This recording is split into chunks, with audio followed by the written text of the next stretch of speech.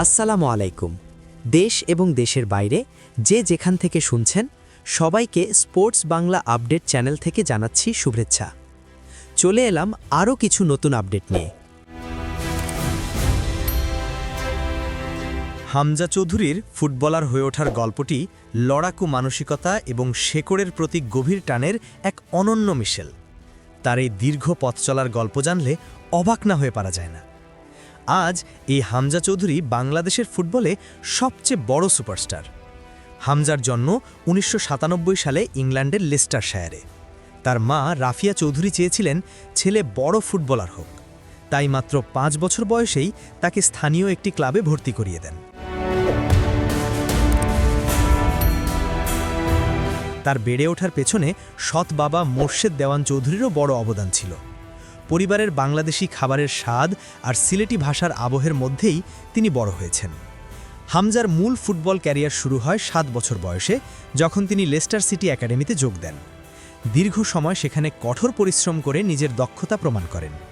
মাঝখানে অভিজ্ঞতা অর্জনের জন্য তিনি বার্টন অ্যালবিয়নে ধারে খেলেন এবং দলটিকে লিগ 1 থেকে প্রমোশন পেতে সাহায্য করেন।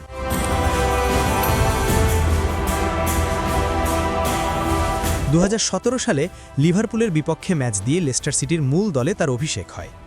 ওই বছরেরই নভেম্বরে টটেনহ্যামের বিপক্ষে বদলি খেলোয়াড় হিসেবে মাঠে নেমে তিনি গড়েন এক নতুন ইতিহাস। প্রথম বাংলাদেশি বংশোদ্ভূত ফুটবলার হিসেবে খেলেন ইংলিশ প্রিমিয়ার লিগে। ২০২১ সালে লেস্টার সিটির হয়ে মর্যাদাপূর্ণ এফএ কাপ এবং কমিউনিটি শিল্ড জয় করেন তিনি। বিভিন্ন সময় তিনি লেস্টার সিটির অধিনায়কের দায়িত্বও পালন করেছেন।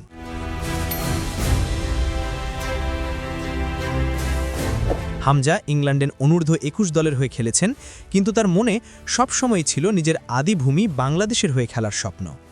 ২০২৪ সালের শেষে তিনি ফিফা থেকে বাংলাদেশের হয়ে খেলার চূড়ান্ত অনুমতি পান।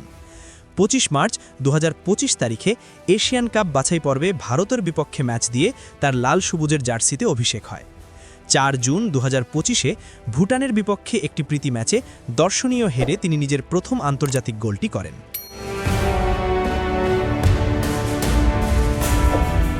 হামজা চৌধুরী বর্তমানে লেস্টার সিটিতে খেলছেন এবং বাংলাদেশ জাতীয় দলের এক অবিচ্ছেদ্য অংশ হয়ে উঠেছেন।